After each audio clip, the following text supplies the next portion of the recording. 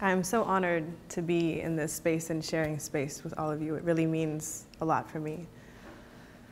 So as was mentioned at the beginning, it was really hard for me to come up with optimistic, hopeful poems, but I hope that what I share tonight touches upon those in the complex ways that we find hope. So this first piece is called Motherlands. Maybe this restless nature comes from my divided heritage.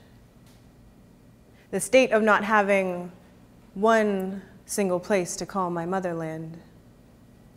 Instead, my motherlands call to me in their different tongues, languages foreign to me, dialects lost in translation, lost in transatlantic waters, left behind on the islands across the Pacific, with relatives I may never know. Motherlands I have yet to return home to.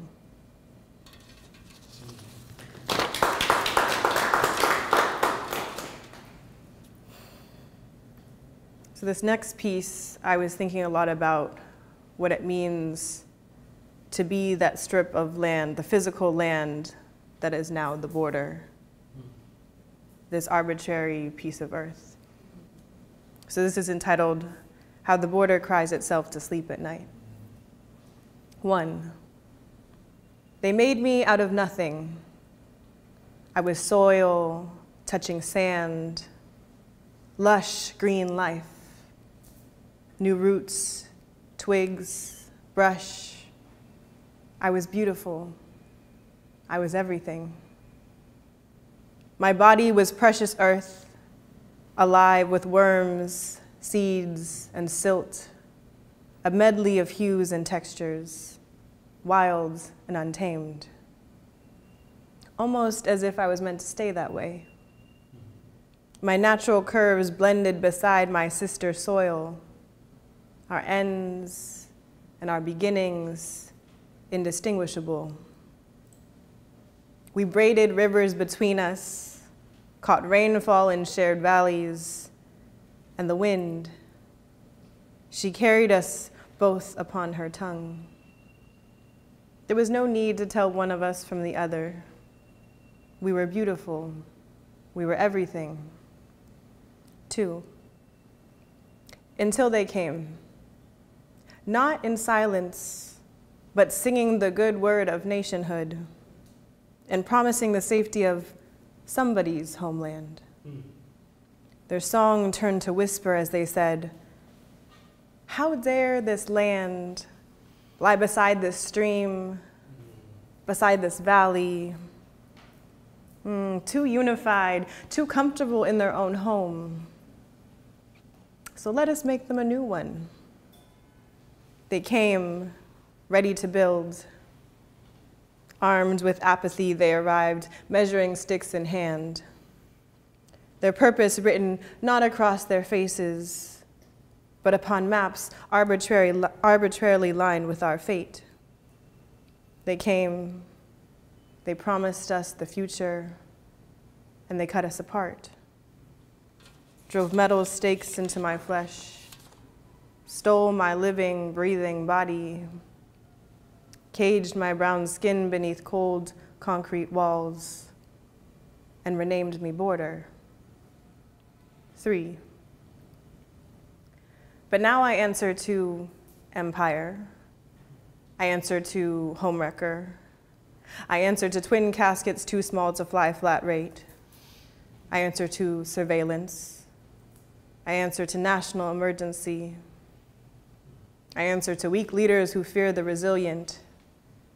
See, they renamed me security, but this metal being promises you no safety. 4. I know exactly who authored my new beginning. 5.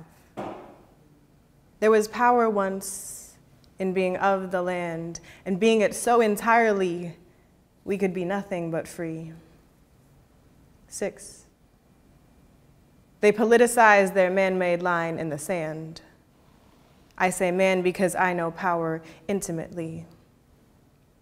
The feeling of it slipping from my grasp in the name of greatness, how it leaves instead behind barbed wire and bones, how it uproots my home and promises it knows what's best for me, how it builds me up to serve their wishes only to turn around and call me culprit. Like I said, I know men intimately because they fear my power. 7. Soil keeps better memory because we are a witness to history decomposing its own kin. 8. And now you decide to walk across me, as you should. Remember, my living skin was made for walking, for cradling and for carrying. See, land knows how to care for what is both above and within. As you walk across me, remember, this wild, untamed earth is no stranger to birthing life, to sustaining cycles. I have always been the place of beginning and return. As you now walk across us, remember how we came from nothing, but we were everything. So in this life, in another, in the next, I hope you cross us freely. I hope our ends and our beginnings are once more indistinguishable, and that we collect rainfall once more in our shared valleys.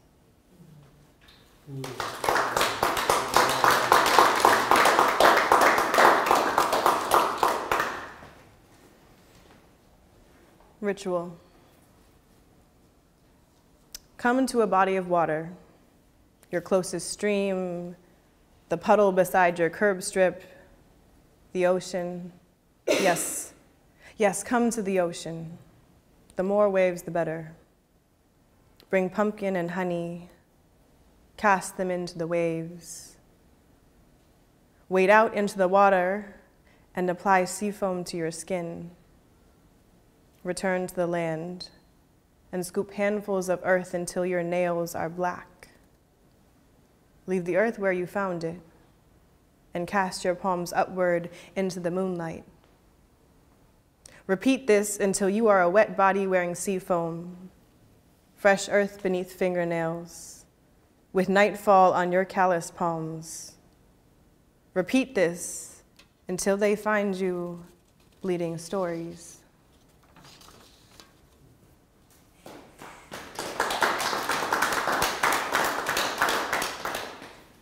So you find me bleeding stories. The only time the ocean cut me, I bled stories.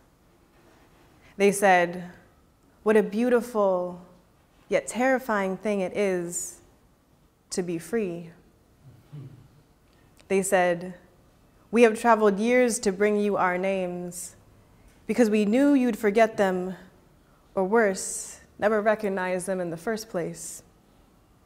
They said, do you remember how we backtracked, border crossed, across land that never made territory of its own skin to begin with?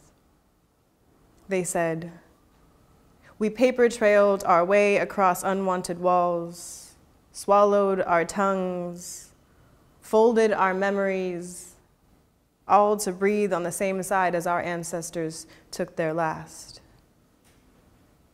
They said, it is not that we must leave you, it is what we pass on to you that matters.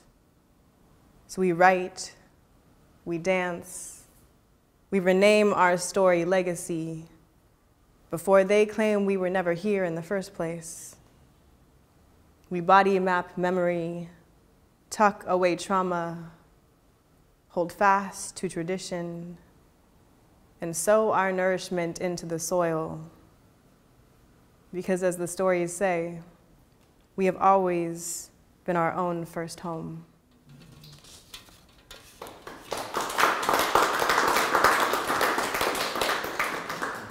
So the last piece that I want to share with you is another new piece, and it's inspired by a favorite author and a favorite book, which is Sassafras, Cypress, and Indigo by Ntozake Shange.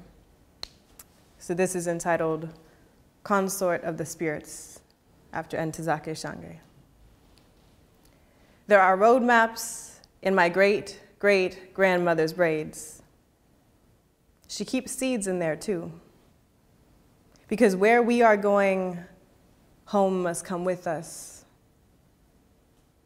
Tell me how your mother hides spices in the hem of her skirt, tucks hymns behind her ears, and calls it packing for tomorrow. Do the women in your family hide rose water in their saliva, sage in between their thighs? Because how dare we sleep on strange land without blessing? Tell me how your sister folds indigo leaves between her toes, smuggles cotton flowers under her arms, and promises that where we are going, there will be color. There are black-eyed peas in my auntie's coin purse. She keeps moonlight in there too, because luck is far more precious than loose change.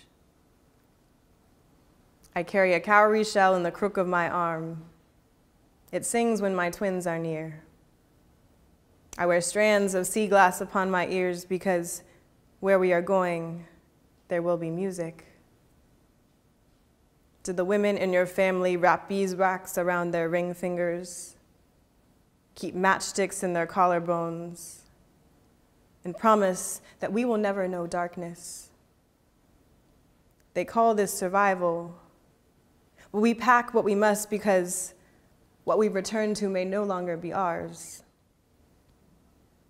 They call this survival, but the body is a compass and we are each other's destination. They call this survival, but this ritual of making to leave before knowing where we're headed is how we birth futures. They call this survival, but we know better. Where there's a woman, there's magic. Thank you. Woo. Woo.